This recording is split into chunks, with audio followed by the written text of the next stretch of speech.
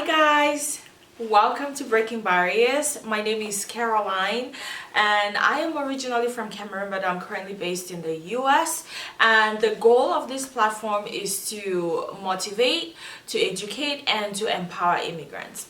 Now, I've gotten a lot of questions on how can I move to the US? How can I come to the US? How can I immigrate to the US? So that is what this video is going to be about, like the different ways to immigrate to the US. Now, I'm going to talk about four major pathways that you can use to immigrate to the US. Now, the first one is going to be the study visa, by getting a study visa. Now, I know that is a temporary pathway, or it's also known as a non-immigrant pathway, but there are people that have used that method to come to the US originally with the intention maybe to just come study and go back home to their home countries, but then getting here and studying, maybe they changed their minds and would like to stay here and study and stay here and work and be an asset to the community. Now, using that pathway, when you're done with your school, you could get a job, and the job will sponsor what is known as your H-1B visa or your work visa, and then through that, you could also get sponsorship for, or through that you could apply for your permanent residence or your green card.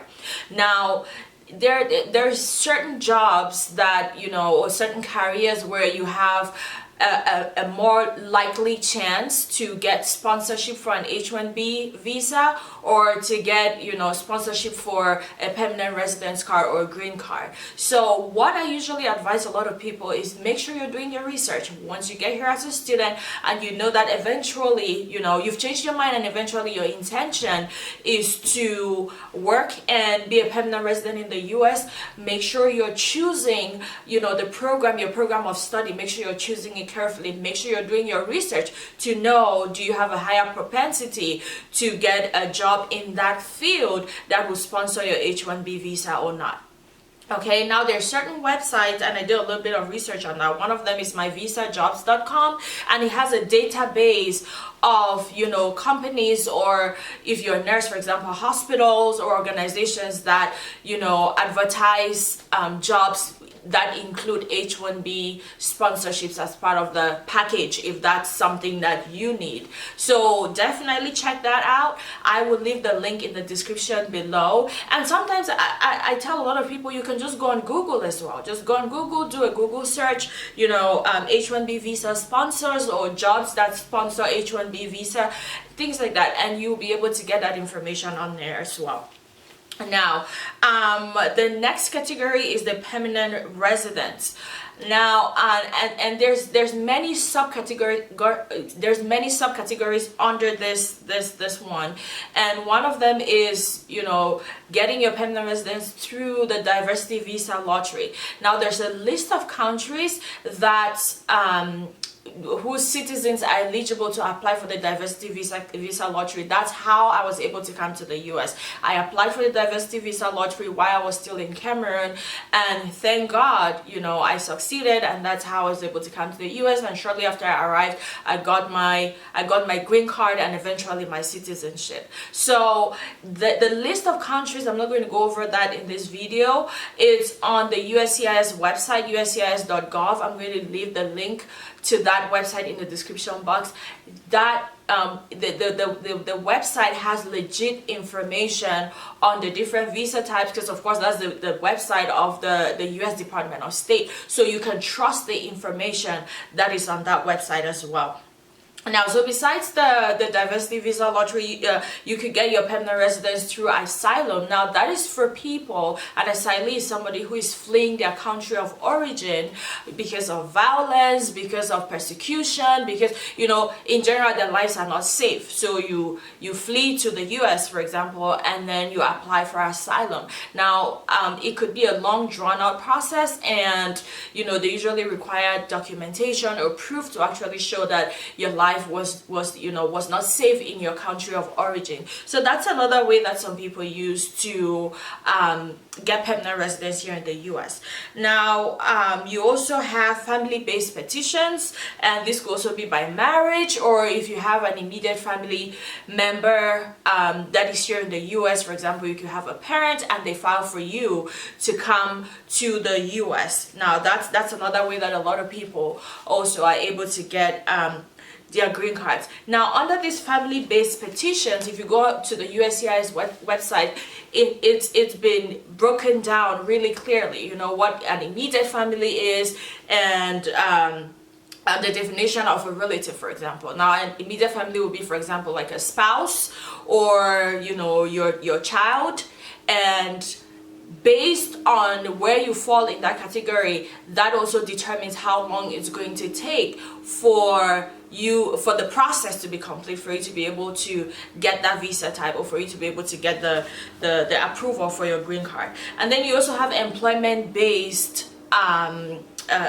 visas or job offers as well, and I kind of hinted on that a little bit when I talked about the student visas, and how eventually you could get an employment based visa, or you could, you know, through the employment based visa you could get a permanent residence.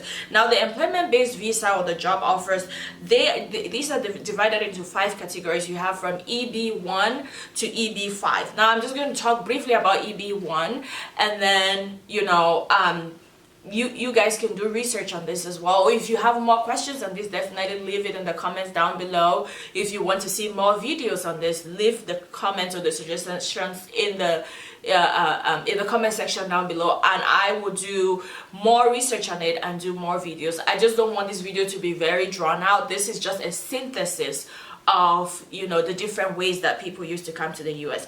So the employment based or the job offer type, EB1, for example, this is for an extraordinary achiever.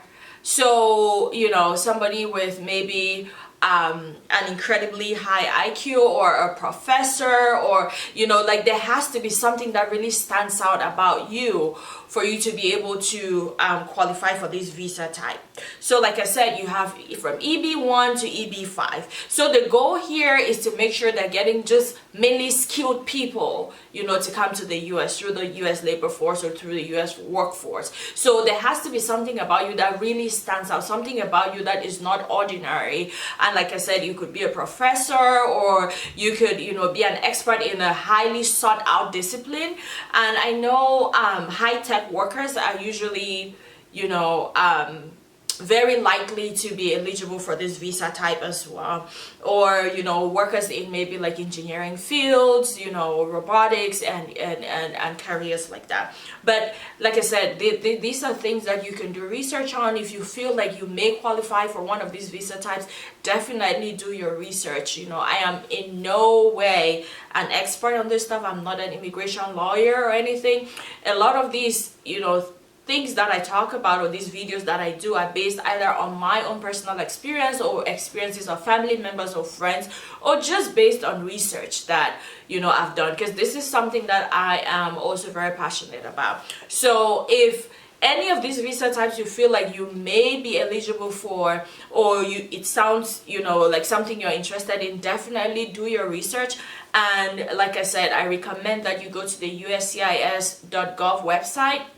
You can trust the information that is on there, and, you know, just do your research, ask questions, and you'll be able to get answers. So the next visa type is investment. Now this could fall under the category of, you know, either employment or work visa as well, but the reason I put this separately in its own category is because it has very specific requirements. It's also known as the EB5 visa type. So pretty much with this category, you have to be able to have invested, or to be able to invest at least $1 million to a new business venture, typically like a commercial business venture, or you have to be able to contribute at least $500,000 to like a regional original projects that the US government is carrying out, especially in like rural areas. And then another thing is you have to be able to show that through your business, if you're going the route of investing at least $1 million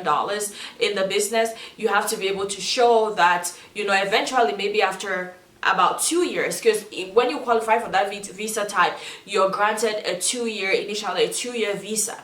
So after the 2 years, it's reevaluated, and you have to be able to show that you have hired or will be able to hire at least 10 workers, at least 10 full-time workers. So I guess the goal here is just to make sure that your business will be an asset to the community, your business will be a source of employment to American citizens, and you are adding value to the community. So, like I said, this is just a synthesis, guys. If this is something that you feel like you may meet the criteria for one of these visa sections, make sure you're doing your research. Make sure you're doing your research. Make sure you're asking your questions. Make sure before moving forward, you have the right documents, because the process of immigration is not cheap, and you do not want to be unprepared and then start the process, and at the end of the day it becomes very drawn out and even more expensive than it should have been in the first place. So if you have any questions, if you have experience in any of these areas, or you've applied or have a family member that has succeeded in any of these areas, please leave a comment down below, because like I said earlier on, we are a community, and the goal here is just to encourage, motivate and educate each other. You don't know what I could learn from you or what you could learn from me. And please, definitely, if you've not subscribed to this channel, subscribe, like, hit the notification bell. That way you're the first to know when we post content, and let your friends know, let your friends and your families know that we're putting out content like that. You never know who this information is going to help. Thank you so much, and I will see you all in my next video. Bye bye.